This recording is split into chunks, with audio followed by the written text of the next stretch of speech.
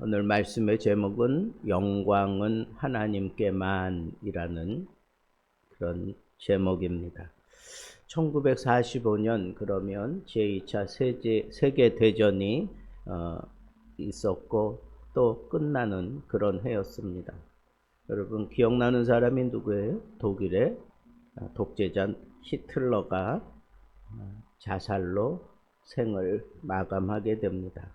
그의 죽음 이후에 그를 섬겼던 한 장교가 그렇게 전쟁 일기를 계속 써왔는데 그 일기가 발견되었어요. 거기에 이렇게 적혀 있었습니다. 우리는 한 사람에게 너무 많은 영광을 돌렸다. 그리고 그가 그 영광을 하나님인 양 받아들였을 때 우리는 파멸로 향하고 있었다.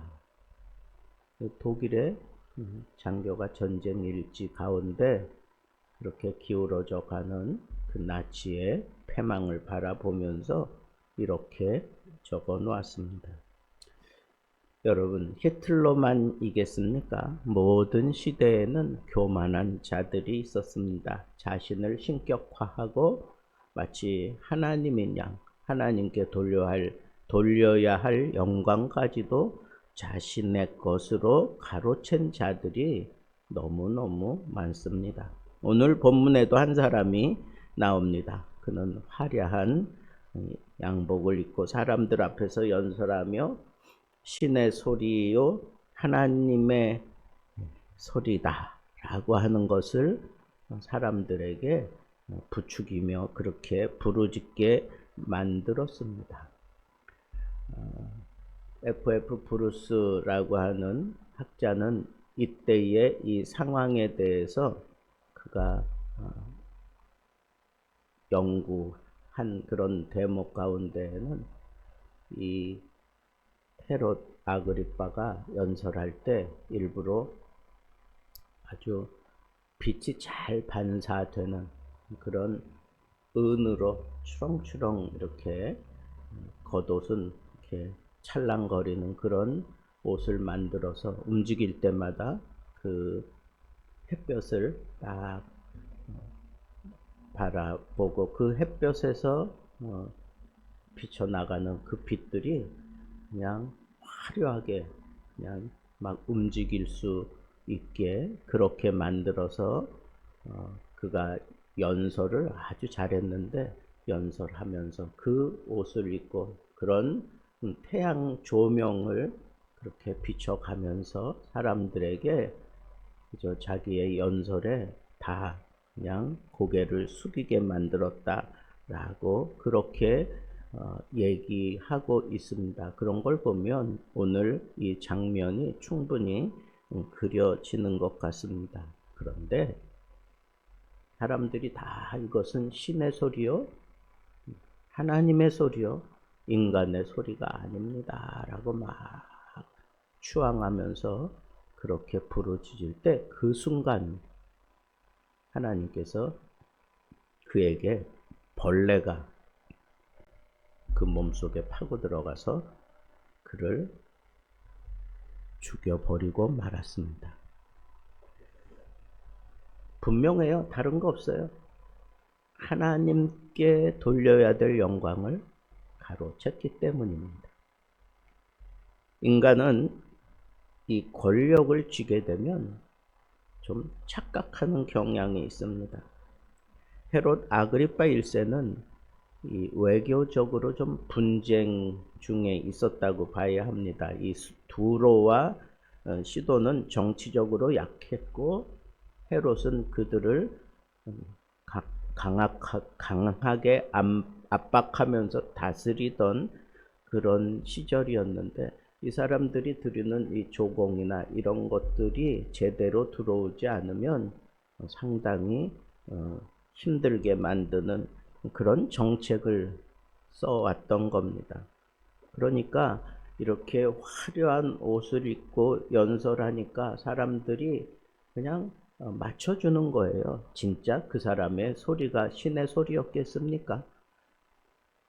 서로 막 으르렁거리는 그런 마음들을 가지고 있는데 그 사람이 그렇게 어떻게 보면 쇼하는 거잖아요. 쇼하는 것을 보면서 이것은 신의 소리요 사람의 소리가 아니다라고 막 그렇게 얘기를 하고 있습니다. 그러면서 모든 영광을 그 헤롯 아그리빠에게 막 돌리는 거예요. 화려한 옷을 입고 세련된 언변, 웅변이 아주 탁월했다고 합니다. 사람들의 박수 소리가 들려지고, 사람들은 그렇게 힘을 가지고 앞장서서 그렇게 퍼포먼스 하는 사람들에게 막 찬사를 보내지만 그 속내는 다 저 사람에 대한 어떤 미움을 가지고 있으면서도 막 그렇게 해대는데, 거기에 우쭐거리면서 놀아나고 있는 이 헤롯 아그리빠는 그 영광을 다 자기가 취했습니다. 그 즉시 하나님께서 그를 충이 먹어 죽게 만들었습니다.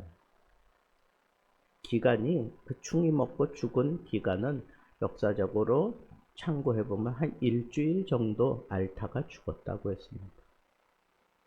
여러분, 다니엘서에 보면 느부갓네살 왕이 나오는데, 이 느부갓네살 왕이 참 대단한 왕이에요. 그 당시 온 세계를 다 정복하고 아주 굉장하게 건설을 하고, 그래서 그 건설한 그 모든 그런 광경을 왕궁에서 바라보다가 이건 누가 만들었느냐, 이 위대한 나라를 누가 만들었느냐 그러면서 스스로 교만할 때 하나님께서 그를 정신병자로 만들어서 왕궁에서 쫓겨나 7년 동안 그 정글을 헤매며 돌아다니면서 비참한 생활을 하고 다시 돌아오게 되잖아요.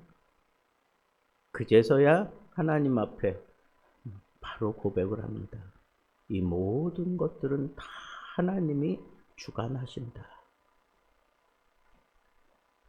내 능력으로 이 큰 바벨론을 건설했다.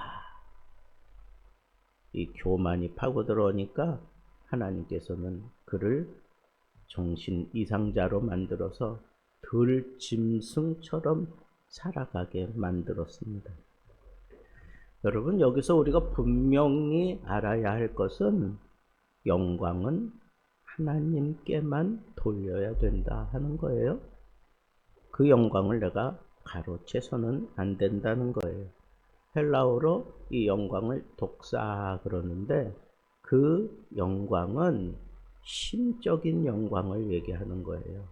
인간이 잘해서 그렇게 막 칭찬하는 그 정도가 아니라 하나님과 필적할 만한 그런 영광을 표현할 때 독사라고 하는 헬라어로 쓰는데, 지금 이 헤롯 아그리빠가 취한 그 영광은 바로 그 영광입니다. 헤롯이 영광을 하나님께 돌리지 아니하므로 주의 사자가 곧 친히 벌레에게 먹여 죽으니라 그랬어요. 헤롯은 하나님을 아는 사람이었어요. 그러면서 하나님께 돌려야 될, 마땅히 하나님께 돌려야 될 영광을 자기가 가로채게 되니까 하나님께서 급작스럽게 병이 그의 몸속에 파고 들어가고 하나님의 심판이 즉각적으로 이루어지게 된 것입니다.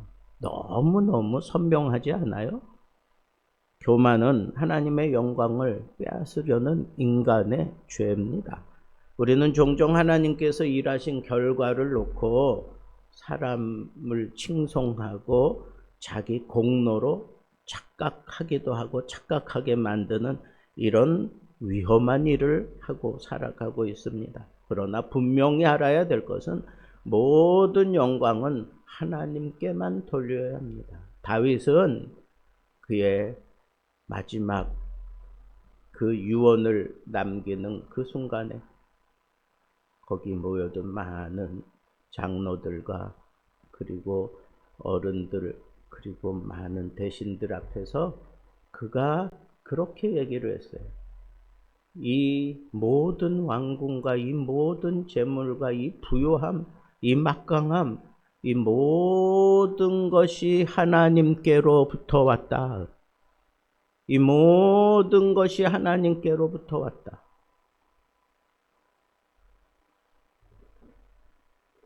고린도전서 4장 7절에 이런 말씀이 있어요. 네가 무엇을 받지 아니하였느냐? 내가 굉장한 대회에 나가서 1등 했어. 그러면 자기가 1등 한 것이지만 사실은 그가 1등 할 수 있도록 하나님께서 그에게 재능을 주시고 그리고 좋은 그런 스승을 붙여주시고 적합한 그런 환경을 만들어 주시고 이 모든 것들은 그 사람이 스스로 만들어가는 게 아니에요. 하나님이 허락해 주셨으니까 내가 그 달란트를 잘 활용해서 그 자리에 올라선 거예요. 그러면 마땅히 받았으니까 받은 줄 알면서 어차피 하나님 앞에 모든 영광을 돌려야 되는데 사람들은 이 모든 것들 다 내가 이룩한 것인 양 자랑하고 떠벌린다 하는 것. 이게 얼마나 위험한 일인가 하는 것을 오늘 말씀을 통해서 우리가 깨달아야 합니다. 어차피 다 하나님께로부터 받은 것 가지고 내가 살아내는 거예요. 내가 이루어내는 거예요. 내가 어떤 목적을 이루어 가는 거예요. 그러니까 내가 받았으니까 내가 자랑할 게 하나도 없다는 거야. 칭찬 들을 만한 일이 생기면 당연히 그 모든 것들을 하나님께 돌려드려야 되는 것이 바른 믿음이다. 그런 거예요.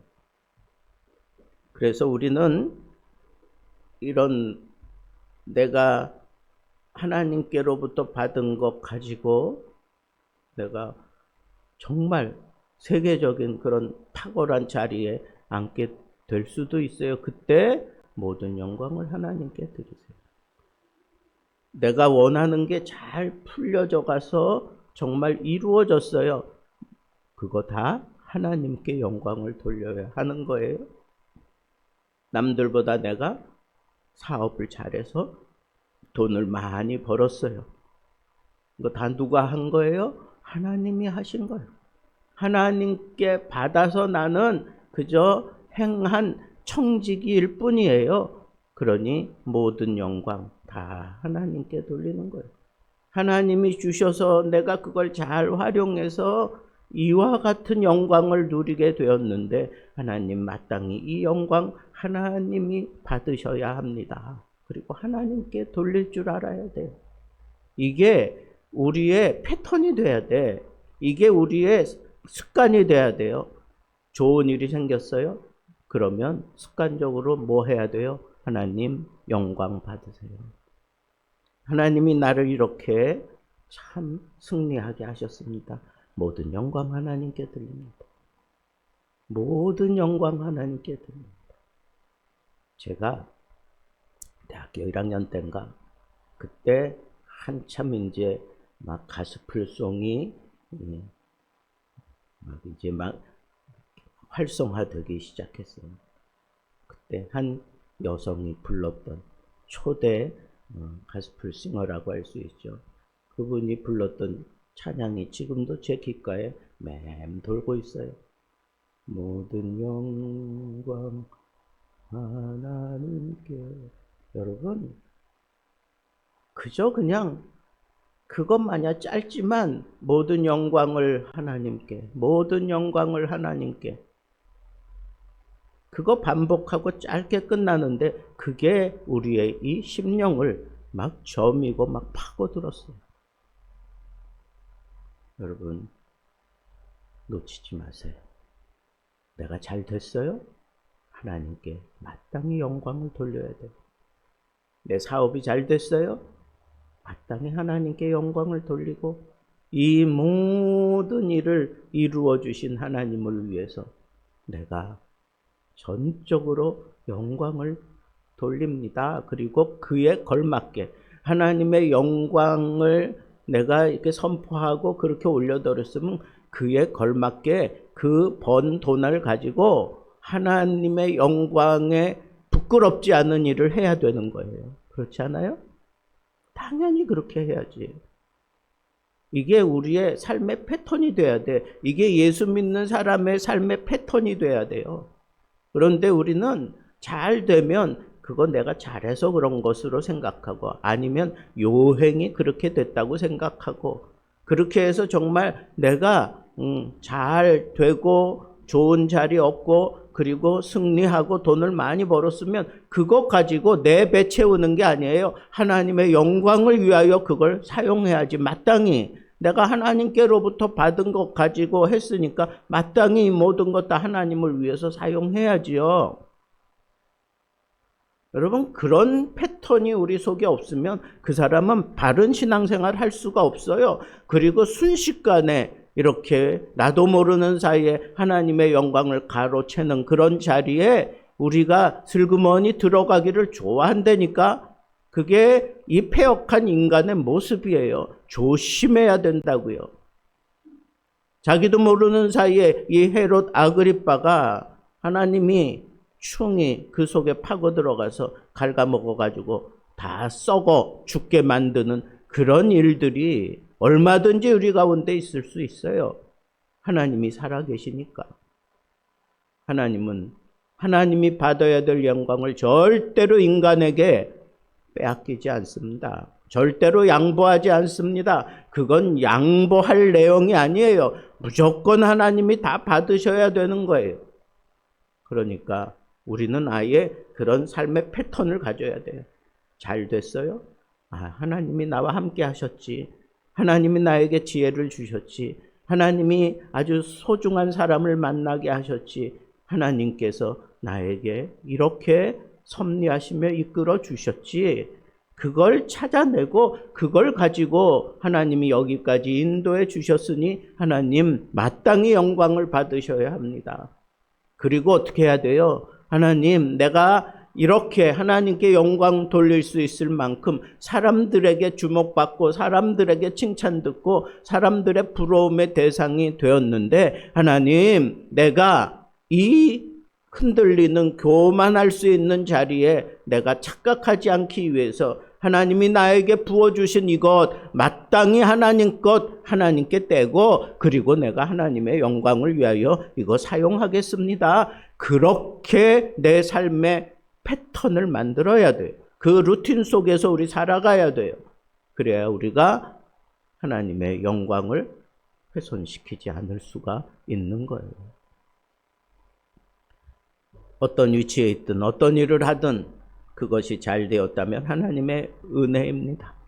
성공은 은혜요, 실패는 우리에게 교훈일 뿐입니다. 우리는 도구이고 하나님은 주권자이십니다.